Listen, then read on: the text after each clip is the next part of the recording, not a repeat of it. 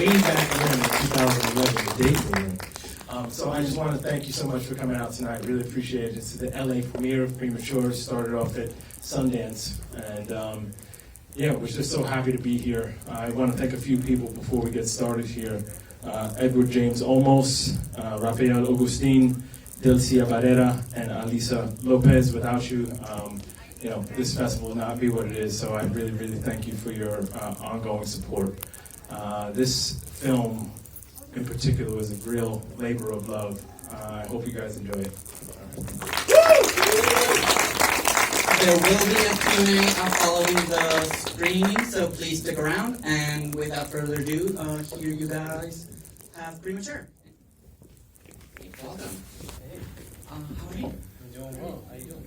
I would also like to welcome a special guest who surprised me here tonight, Carter Redwood, part of the cast, if you're still here, but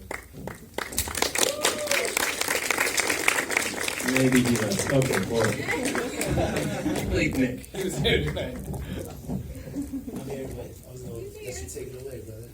Okay, cool.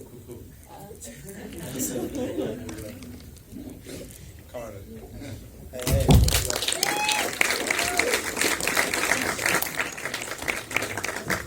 Welcome.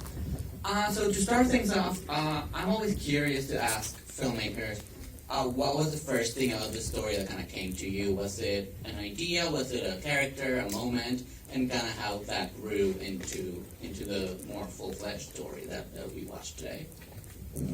Well, there was a short film by the name of Premature that we made in 2008, where I made it for NYU, and I cast Zora. And for the last, over the last 10 years, we've been looking for something to collaborate on again. She went off to Yale, and so she was 14 when we did the short film, which is about a young woman in the Bronx who gets pregnant, and she actually brings the baby to term. So she did the film when she was 14, did well, did festival circuit, blah, blah, blah. She went off to Yale, she went off to UCSD out in San Diego. We've been talking for years about collaborating again, and during her, right before her last semester at UCSD, we finally decided to sit down in her winter break and just write something. And we asked ourselves what we felt was missing in black cinema, because there seems to be an overabundance of stories that cover our pain and our death and so forth, and we wanted to explore our love and our lives instead, so we decided to focus on a love story. And while we were writing that love story, themes from the short film began to creep into the writing, and so we embraced them as well. And can you talk a little more about the process about the actual filmmaking, how that grew from the short to the completion? As we all know, film is a largely collaborative process. How your team came together, maybe the involvement with the actors, at what stage the casting came into, and kind of how all the different departments came together. Sure. So it was like a real labor of love, this one. We wrote it in such a way that I knew that if all the production companies said no, that I'd be able to make it myself. So it was like down to the witching hour, and we were rushing for Sundance and the whole thing. So I decided to greenlight the project myself. So I put my little money into it. We relied on every single favor that we could. We shot in our neighborhood, in my apartment. Isaiah's apartment is my apartment. Those records are my records, et cetera, et cetera. We just basically put our heart and soul and borrowed everything and asked for every favor that we could. A dear friend of mine, Susan Kalechi Watson, also helped me out, as well as the organization called CineReach. When we were finishing the film for Sundance, two wonderful companies came in, Astute Films and Slice Entertainment. Dominique, who is here tonight, I don't know if she's still here, but thank you for your contribution. And then Kodak also donated half the stock and processing for free as well. So that was really, really helpful. And then we connected with a wonderful pool of actors in New York. I did not know Carter beforehand, or any of the actors that came into that room. But we did have a couple of folks who'd never acted before, and I did work with Tashiana before as well as Zora. But most of them just came into the room. Harrison Nesbitt, I just have to, take my hat off. He's a fantastic casting director, and brought Carter in and brought the rest of the cast in. We were really blown away, and I was really happy, with the authentic feeling New York cast that we ended up with. Yeah. Okay. Can I just ask? Yeah, I'll speak to that. It's interesting. I didn't know Rashaad before this project, but what was really cool for me was a lot of the cast. I knew a lot of the other cast members. Isaiah, Josh, who plays Isaiah, Cecil, who played Yorel. So it was just kind of cool to be a part of something that brought a lot of New York actors together. Who kind of Tré, who's here or was here. It brought a lot of New York actors together who have kind of crossed paths before to kind of all be on the same project together. It was really cool. And I want to speak to Rashaad, sort of setting the tone with sort of a family atmosphere from day one. I mean, we all came together for the table read and dinner, and it kind of set the tone from the very beginning in terms of that labor of love, all hands on deck, everybody kind of putting in, doing what you got to do to make sure that this thing goes a distance. So I just want to speak to that and your leadership and you setting that up. Tré, if you are here, please come on down. Didn't know you were here, but okay.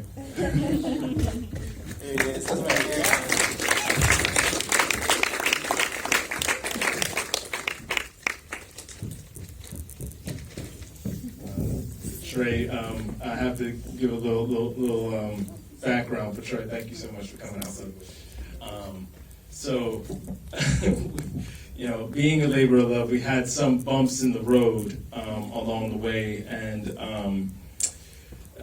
the scene where we were in the music studio, we lost the location like at the very last minute and had to scramble, and we didn't have a location that we were shooting at the next day, and then all of a sudden we got a location that was in Montclair, and we had to get everybody out there, and because of the back and forth, one of the actors that we cast to play the role said, "You know what?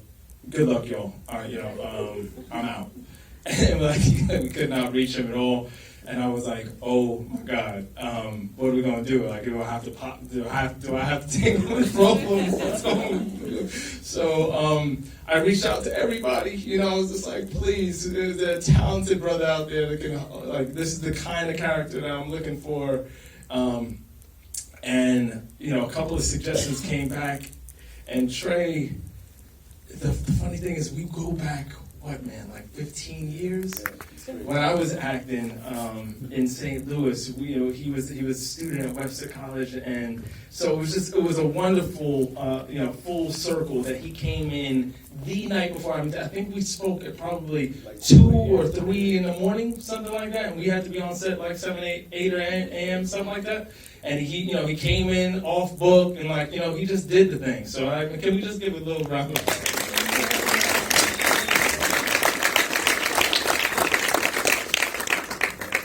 All I can say is that brother slipped. I was like, "Oh yeah, I just do this little thing, come through, help my boy out." And then they talking about Sundance, so thanks, unnamed bro. You couldn't make it. There you go. Thank you. Absolutely. One of the things you just said that really struck me is how you wanted it to have a real authentic New York feel. And this, it has such a great sense of setting and place plays such a big part of it. Why was it so important to you to set it there and to make it feel to make the place such a big role in the story? Well, it's kind of a love letter to Harlem in a way. Zora and I have lived in Harlem. Zora's lived in Harlem all her life, born and bred, and I've lived there for the past 20 years, something like that. And we don't see enough. We don't see enough Harlem in cinema. I just feel like, and the things that we do see of it aren't love stories. So just coming up in Harlem, we just wanted to especially capture the last vestiges of what Harlem is and was before. It completely changes, you know what I mean? So, and you know, and capturing it on celluloid too, we wanted to immortalize this young black love in the Harlem that we know and knew. I'd like to open up to questions from the audience if anyone has anything. Yeah, right all the way in the back. Do I have to scream it, or you want me to? No, I think we can hear you. Okay. So the dialogue was really natural to me, especially the conversation between the black girls. Did you guys write most of that, or were they just allowed to just say that on camera? So the conversation between the girls, yeah, I would say that a good 90%, maybe 95% of it was scripted, with a little bit of room for ad-lib, for sure. But yeah, I mean, you know, just, I always keep my ear open. Like when I'm on the train, that opening shot with the girls on the subway and talking about the weave and the you know, I heard that conversation on the one train and I was like, man, these girls are exciting to watch, you know. I wrote it down on my little card. I was like, they got off the one train at this time. You know, I was gonna try to follow them again, but that would have been a little creepy. But yeah, I just put it on one of those cards, and then I didn't know what I was gonna do with it. But you know, I saw that film Girlhood that took place in Paris with the young black woman in Paris, and I was like, man, it was just such a beautiful exploration of youth and young womanhood in Paris. If I could just do that in New York, that would be amazing, because we don't often get to see that. So, you know, I brought out that little card, dusted it off, you know, and threw it in the film when we were telling his story. When we wanted to round out Ayana's world and her friends and where she comes from, you know, that New York City dialogue just kind of fed its. Kind of lends itself to that feeling that you get. But we had just such wonderful actors. I mean, I have to just give it up to, you know, Imani Lewis and Tatiana Washington and Alexis Marie Wint. Alexis had never acted in a film before. She's a spoken word artist and was friends with Zora beforehand. She's the one who plays Tanita. Imani Lewis is just a wonderful natural talent. I worked with Tatiana Washington, who played Jamila. She's kind of like the instigator, and really, really great at some ad-lib that she just threw in. Just really, really naturally funny. So we along with the dialogue that we wrote, we got the performers to just deliver in a way that just feels like you're just watching real life. Thank you. I think we have time for one more. Yes, right away. Well, I was just wondering where the Latin connection was. So, yeah, I mean, I'm Puerto Rican and African American, and I had a film here before. But yeah, I mean, you know, Harlem is very, very black and brown as well, you know. And who's to say, you know, maybe there's the Afro-Latinos that you're watching, you know, on the screen. But yeah, you know, we all in it together.